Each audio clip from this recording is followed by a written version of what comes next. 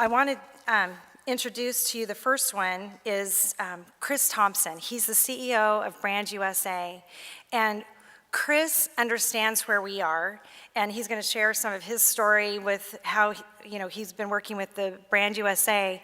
But Chris started as a destination marketing organization in Tallahassee, Florida. He then went to Travel, it's Travel Florida, right? Or is it Visit Florida? Visit Florida. And now he's at Brand USA. So he's done destination marketing at the local, state, and now at the national level. And so he understands what we're going through, and he knows the importance and the value of what we do and what you all do. And Chris has been very involved in so many industry projects that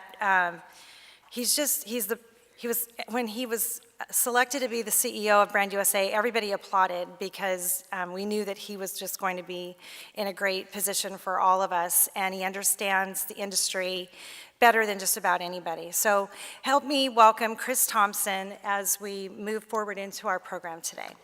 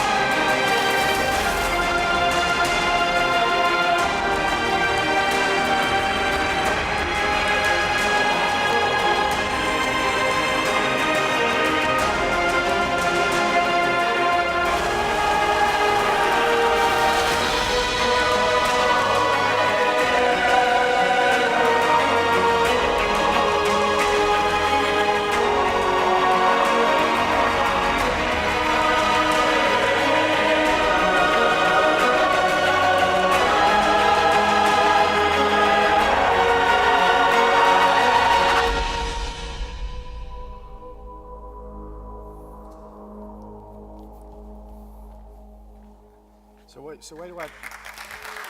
Thank you. Test. We good? Okay, great.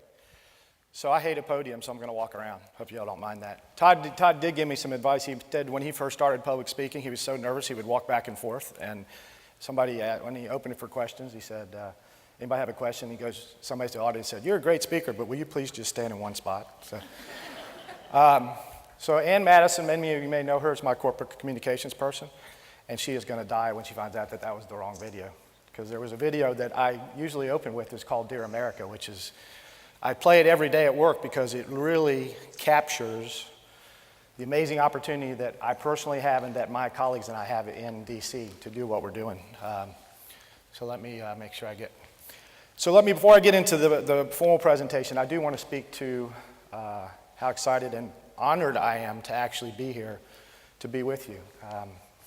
As Cheryl said, I've been in destination marketing for 32 years. I started as a young pup with the Division of Tourism when it wasn't a public-private partnership. I left there to actually help start the CVB in Tallahassee. I did that for 6 years. I had my own business for about 2.5 when Visit Florida called, and they were a new public-private partnership. And I then had a 15-year career there. The last 4 as the CEO of that. I thought I had the best job in the world, and then all my friends came after me when this position came open, and I resisted them for 6 months, and I finally said, okay, I'll do it. I can tell you that it's been the most amazing opportunity I've ever had in my life. People have been talking for all these years about us needing a DMO at the national level to promote this country around the world, and I was one of those. And now that we finally have it, And now that there's enough people that felt compelled to think that I could put a fingerprint on it or help direct it, I am humbled by that confidence, and I don't take that lightly, and I take this responsibility very seriously. But as I said yesterday to the board meeting, I represent all 50 states, 5 territories, District of Columbia, so you can imagine I get a couple requests for speaking engagements. So our staff has this process that values these speaking engagements and figures out where am I going or where is somebody else going. But in the end, I get to pick. So when Cheryl called, and I have lots of good friends out here in the industry, and told me what you were doing and would you come be part of it, I said, absolutely. I said, if I can play any part in keeping the dream alive and making it happen, then I'll do what I can do. I can offer my perspective now in the position I'm in, and I can also tell you that there is hope and there's light at the end of the tunnel, because if you look at the 2 largest tourism economies in the country, the state of California, the state of Florida, both at one time's budgets were zeroed out. I was there when the budget of Florida was zeroed out, and now both are stronger than they were before that, because the private sector stepped in and then took the reins. So instead of being a passenger, they were actually driving. And so I see that happening here, and I'm excited about it. And somebody asked, well, why is it important that Washington have a state tourism office? I said, because people particularly around the world, don't know geographic boundaries. They just know and want to know about what makes the USA the USA. And there are unique stories to be told here about the fabric of what makes this state. And they're compelling, they're authentic, they're genuine, and we need somebody that can tell those. I can't be the storyteller, the original storyteller for all 50 states. I need the state office to be the expert for the state, and then let us layer in on top of that what we can bring to the table to help them do that. So we're 3 times removed. There's the cities, the states, and now there's us. And our value proposition is, what are we adding to what's already there? And then what are we, more importantly, bringing to the table that's creating value? So the more times we can hit that create value proposition, and that's where I need to be spending my time. I don't need to be spending my time having to come up with the original content for Washington, because Washington needs to do that. There's no one better than Washingtonians and everybody that makes the industry up here to do that. And we need it. Without it, we're less effective than we are right now. I'd like to thank my colleague, and actually, as importantly, my friend Todd Davidson. You're going to be in good hands when he tells you the story, shares his story from the same perspective at the state level. And beyond that, Todd's a great leader at the national level and has done wonderful things to help promote what we're doing, and so real excited about that. So I always want to open and talk about the industry at large first before we get into anything else. That first bullet point is the one that I talk about all the time. Travel and tourism is our nation's #1 service export. Most people don't think of travel as an export, but what we export is the product experiences that create, the products and the destinations that create the experiences, and what they take home with them is the memories, and that's the product that we're exporting. And so it makes up 27% of all service exports, so things that aren't a product. 27% of what the United States exports as a service is travel and tourism. It's 8% of all exports, huge part of the economy. The second bullet talks about the travel and tourism industry as a whole, so it's 2.8% of GDP for the entire country economy. And then the last bullet there talks about jobs, nearly 15 million people employed in the travel and tourism industry, either directly or indirectly.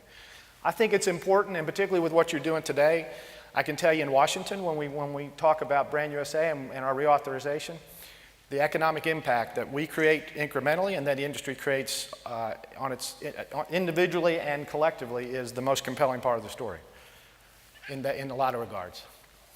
And what you're doing today, I can tell you, I started my 3rd year at Brand USA November 1st. I say years in Washington are like dog years. I've only been there 2 years, but it feels like 20 already. So March of last year, and a lot of people in this room participate, it's called Destination Capitol Hill. And everybody wanted to advocate for our reauthorization. And up until that point, last year, it was just a feel-good story. But we asked Tourism Economics, which is part of Oxford Economics, to come in and help us determine what are we incrementally contributing to all of this. So in a broad way, they looked at what are we doing in partner with the suppliers that represent the products and the destinations, and then the buyers, which are the travel trade and the travel media around the world. What is the incremental contribution? So literally 2 weeks before everybody descended on Washington, we had this study come out that said that In 2013, in 8 markets where we were fully deployed, we contributed, we added to the equation that would not have been there without us, 1.1 million visitors, $3.4 billion in direct spend, $7.4 billion in total economic impact. Against the investment we made in those 8 markets, it was a 47-to-1 return on investment. 0 taxpayer dollars because we're funded by visitors who come from visa waiver countries, and $14 they pay every 2 years. $10 of that is our funding source. So no taxpayer dollars and $1 billion in sales tax generated at the local, state, and national level. Oh my God, I mean, that took it from a feel-good story to something of substance. We gave them a sheet that had this on the front and then a little bit, another message on the back, and everybody took that to the hill. And all of a sudden, it gave the people in Congress the courage to support this. Everybody that I talk to, doesn't matter which party, which chamber, and which extreme, hopefully, and then particularly the ones in the middle, they all get it, they understood it. But they need it. In Washington, that doesn't always work. It's, don't let common sense or what makes sense get in the way. But when we gave them the ammunition, then that really changed the conversation. And in Washington, I'll tell you, we are so well represented. We're the newest guy to the table, and then we're there on the left. Department of Commerce has an organization of, I think it's 30, is it 34, Todd, or 32? Is it here? 32, there you are. I was wondering where you were. 32 industry members that are asked to be on an advisory board called the Travel and Tourism Advisory Board. Todd has chaired that, still on that, and those advise the Secretary of Commerce and really in a lot of ways all of the federal government on travel and tourism policy that they affect, that they control, that they influence. So that's been around and been very important.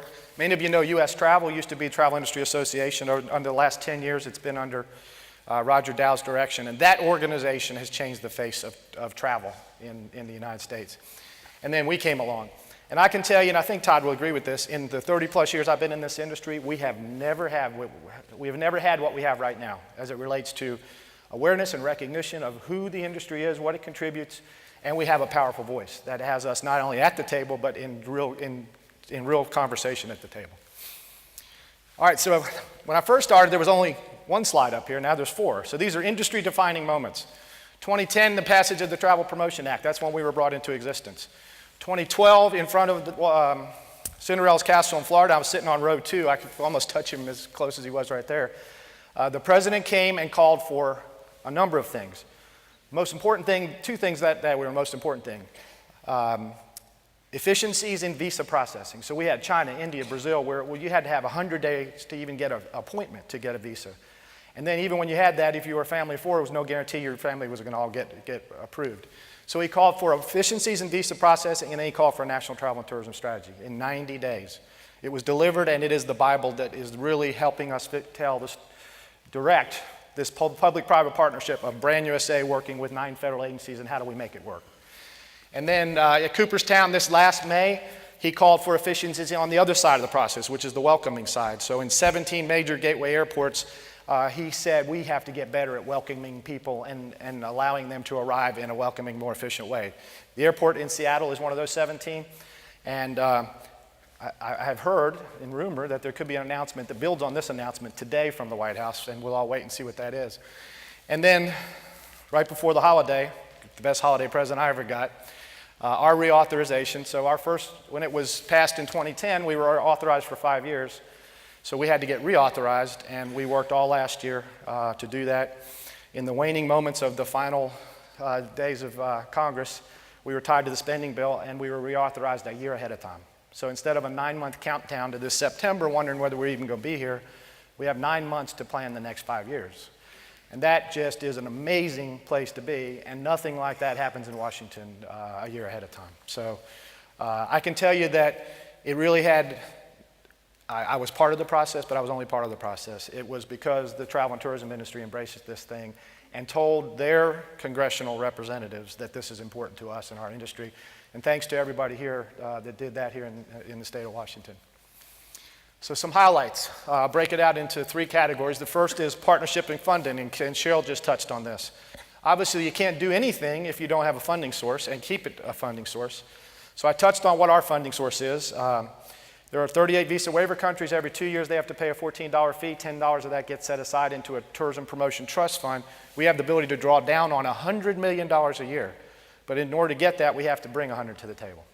In the first year, I wasn't there yet, they had a 2-to-1 match, so they had to bring 50 to the table to get 100. And this is either cash or in-kind. So cash is cash, that's a dollar for dollar. In-kind is research, digital assets, photos, any of that you can give, and then of course product. So in the first year, needed 50, got 60. I arrived in November, which is a month into the second year, which is the first year we have to have 100. And we had a carry forward of $2 million, so we had to raise $98 million in 9 months. I can tell you by May 1st, we still only had $2 million because I was still trying to build it out and figure out where we're going and what we're doing.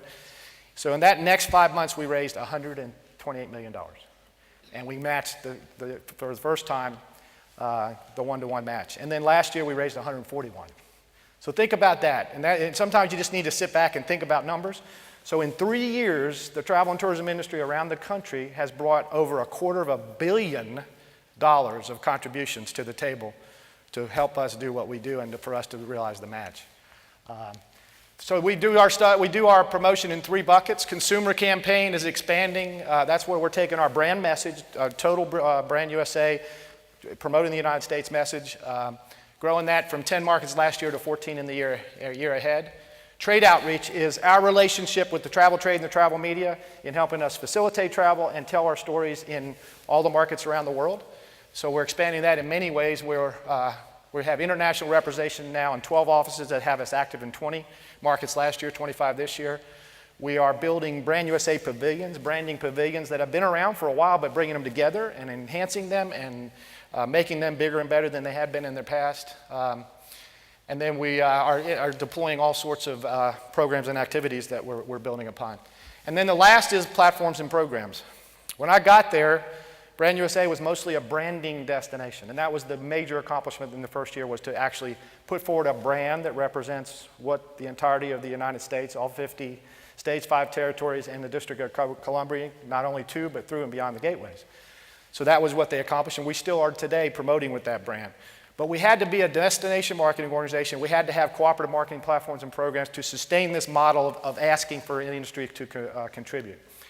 And Miles is helping you here. I can tell you I have a long history and career with Miles. I think Miles became Miles when we partnered with them at Visit Florida. So for the 15 years I was there, we were literally innovating in the space.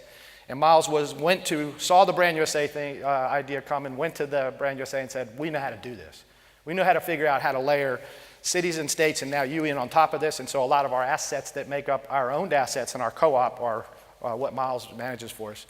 And then other than that, it's just all the things we put in market. So instead of just a Brand USA message, it's a Brand USA message with Seattle, or it's a Brand USA message with Visit California, or any of our other partners, or Marriott, or airlines. And so about half of our resources are deployed in cooperative marketing around the world, and that's now in 33 markets that represent over 90% of the inbound travel around the world.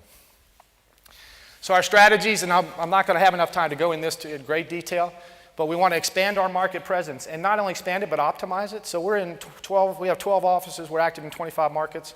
That was pretty much done in a broad brush, but we have established markets like Canada, Mexico, and UK, and Japan, and South Korea, that have been coming here forever. And we have a great relationship with. We have huge market share. So how you handle that market is a lot different than China. Last year, China, the largest outbound travel market in the world, 100 million Chinese traveled last year. That's only 6% of their population. In the top 10, we're the only long-haul market, and we only get 3% of the 6%. Last year, our government's expanded visa validity from 1 year to 10. So now when you get a visa going either way, it's good for 10 years. So all the numbers have been changed. So we got 1.8 million Chinese in 2013, and now we're suggesting with the visa validity that we're going to get over 7 million Chinese visitors in 2021. And their government is promoting their home people to travel. And Arne Sorensen, our chair, went to a meeting where he said that they anticipate there could be as many as 500 million Chinese traveling by 2020. So that's a whole different world in its own, and how we're active in there is different than how we're promoting in Canada. Build and distribute content, we feel like that's our biggest play. Being 3 times removed from the product, I don't need to tell the story of Seattle. I don't need to tell the story because Tom does it best of anybody. I don't need to tell the story of Florida because Visit Florida does it the best of anybody.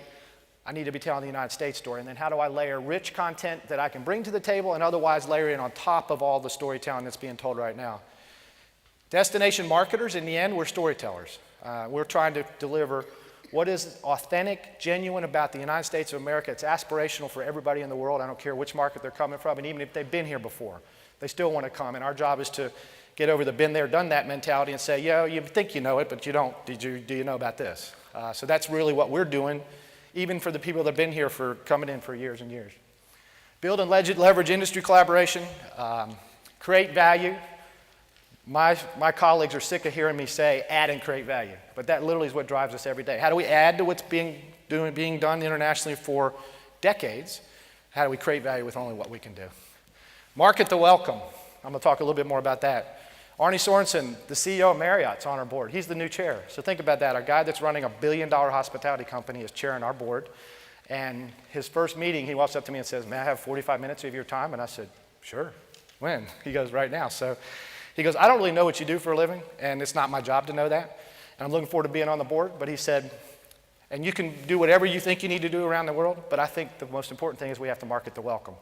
The world doesn't think we want them anymore. The world, for lots of reasons, not the least of which happened at 9/11, the world doesn't think we want, and so we need to market the welcome. So we're already doing that, but we actually coined that phrase, and that's part of it. And in the end, drive results. We all have to be accountable for what we do. Goals. I told you about the ROI study, so that's what we're shooting for. In the new version of that, we want to increase our market share. There was a study done by U.S. Travel about the first 10 years of this current 100 years. And in that 10 years, the travel and tourism market was growing by 60 million visitors a year. The U.S. share of that stayed flat. So we lost share. We lost 37% of our share around the world.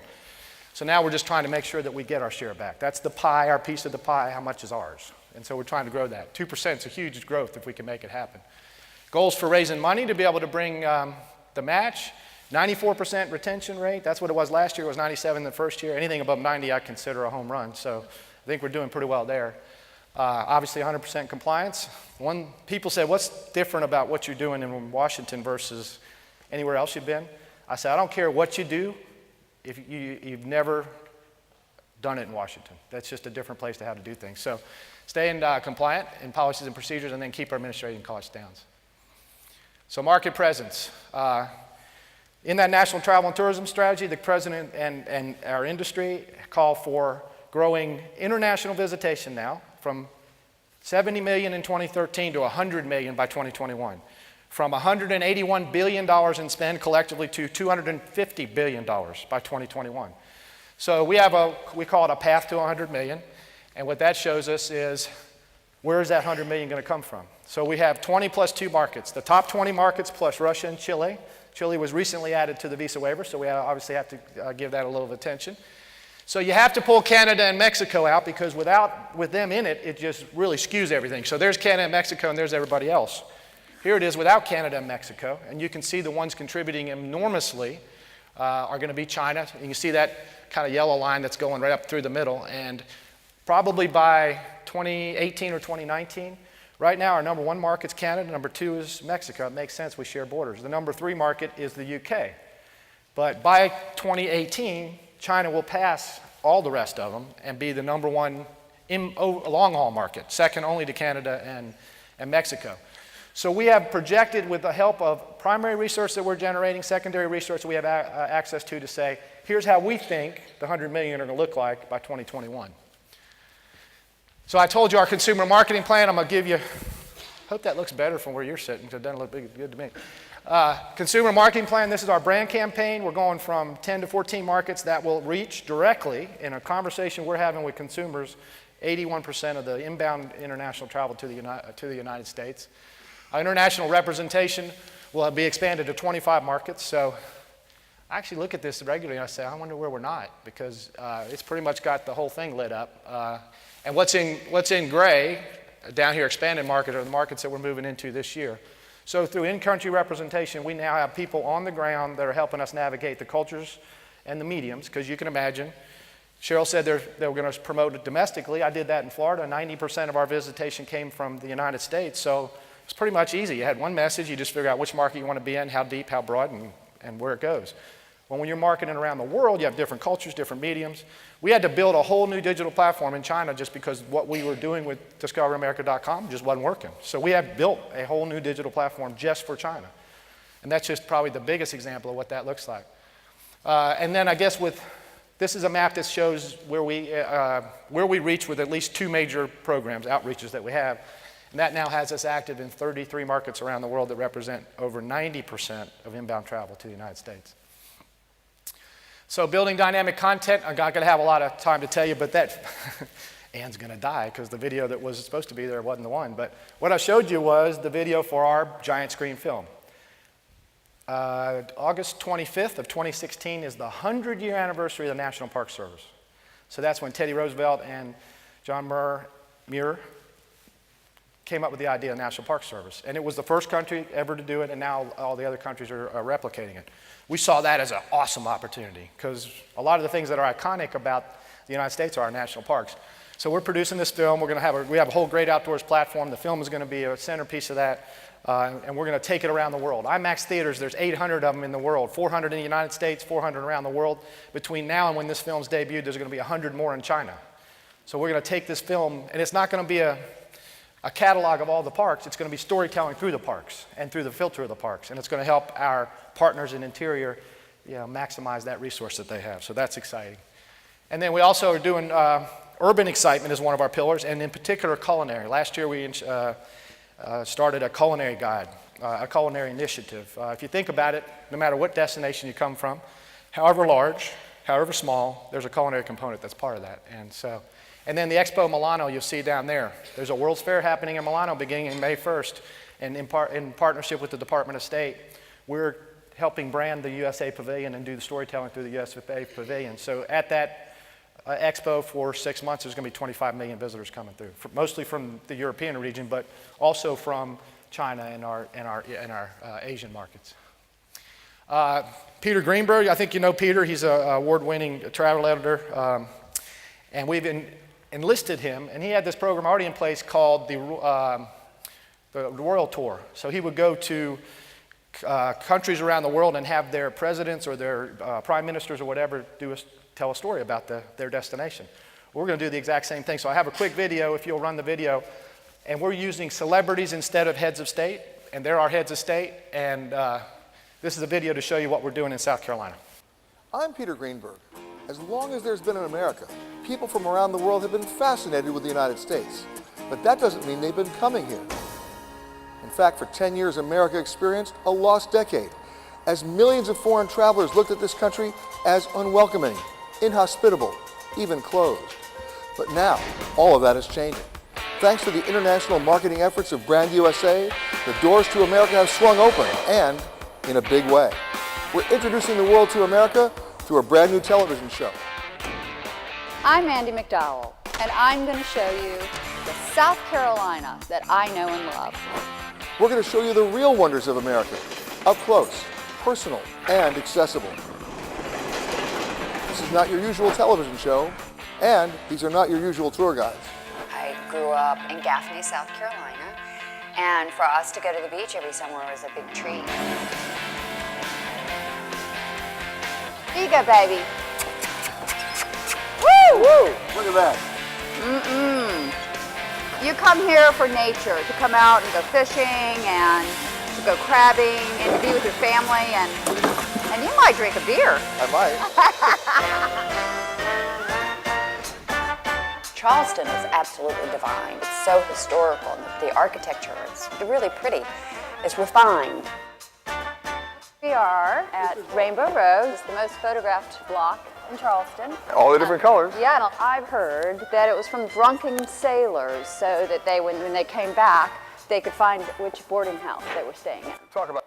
So with that, I'm going to move on because I can't show you the whole thing, but I thought I wanted to get to that point because here's what we're doing is we're taking celebrities that identify themselves with states, and we're going to produce a 24-minute or 23-minute video that is actually going to be run on a TV show with layering in commercials and whatnot. So we're going to have a story told about every state, all 5 territories, District of Columbia, from the state office telling us who do you want to be your spokesperson. So, for instance, we have a conversation with LeBron in Ohio, and potentially he is going to be stepping in now that he's gone back to his home state and going to be telling his story. And of course, around the world in basketball, and particularly in China and all those places, he's a rock star. So, industry collaboration, let's talk real quickly. I know we're running out of time. Washington State and the Washington industry has been good to us so far. The state or organizations have contributed $1.5 million to Brand USA to date, and obviously you recognize yourselves and your colleagues that have stepped up there. When we look at what our platform is of a cooperative marketing organization, there's really three things. Brand USA Originals, those are our owned assets, a lot of which Miles manages for us so it's our website, it's our inspiration guide, it's our digital channels, and it's what we're putting in market that we own and operate.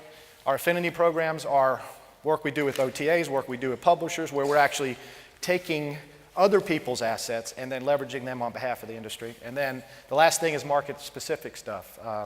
What are we doing in market in partnership with brands and destinations and customizing it and doing it in the way they want to do it?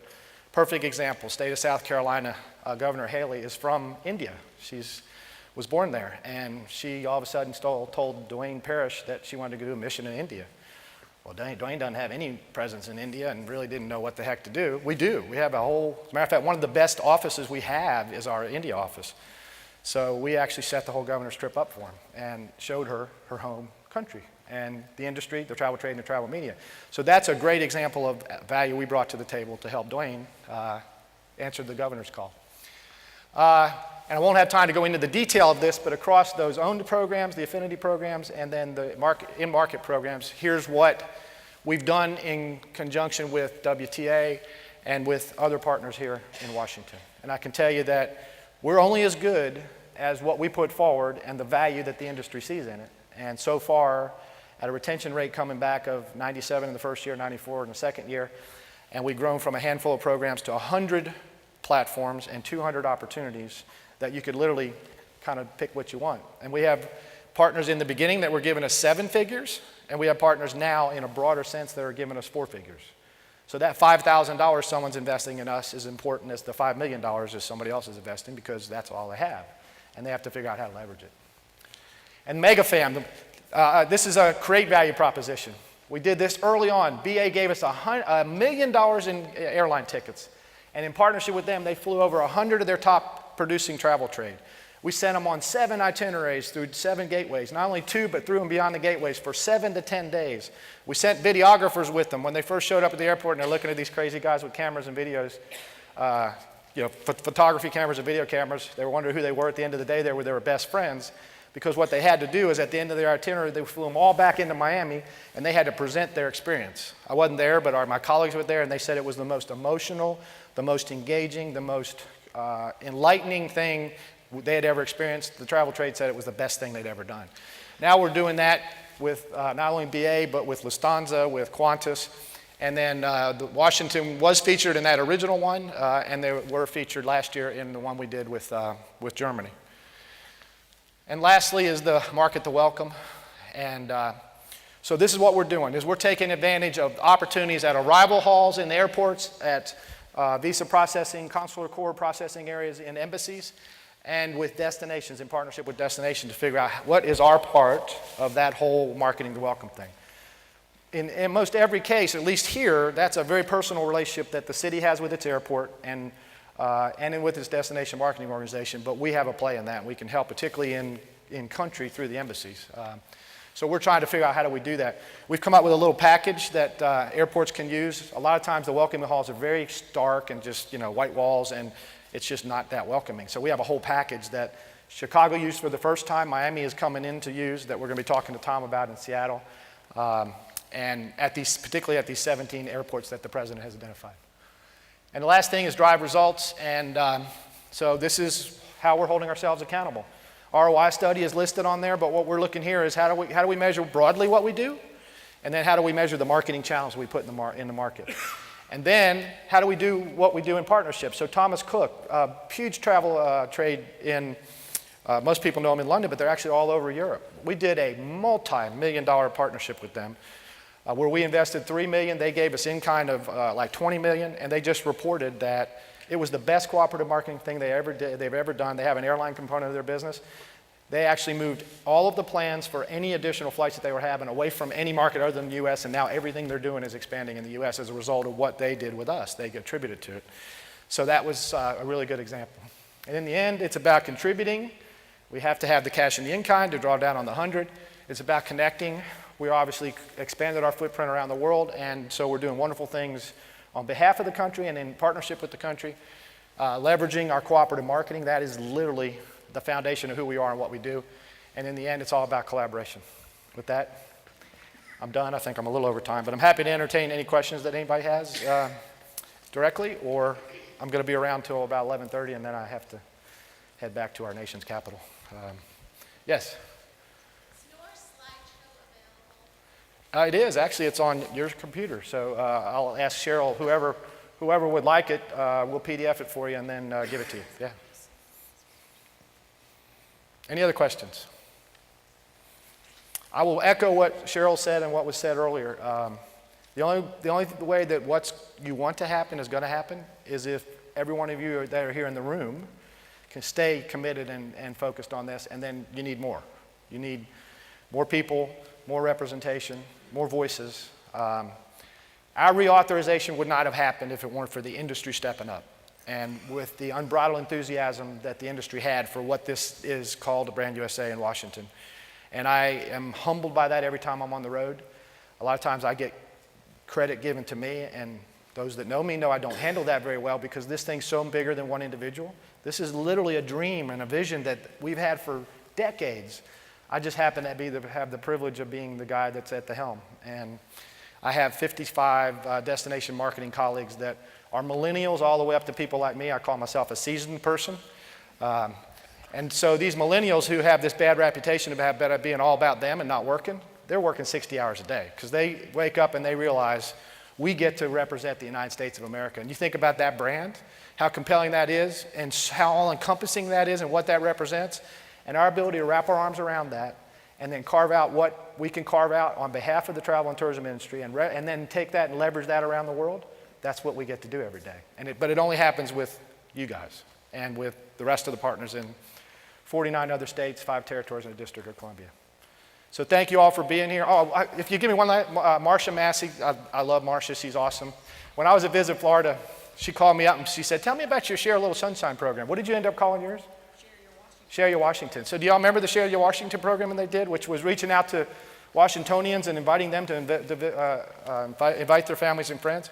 Well, we thought ours was awesome, and I actually said, damn it, she did better than we did. And so, so you know what? That greatest form of flattery is, stealing ideas and making them better, and you did a great job and a great friend. And as a former state travel director, that's a very special group of people that you kind of bond with, and she was one of the best. So look forward to how this evolves, and thank you for including me. I'm very privileged to be here. Thank you.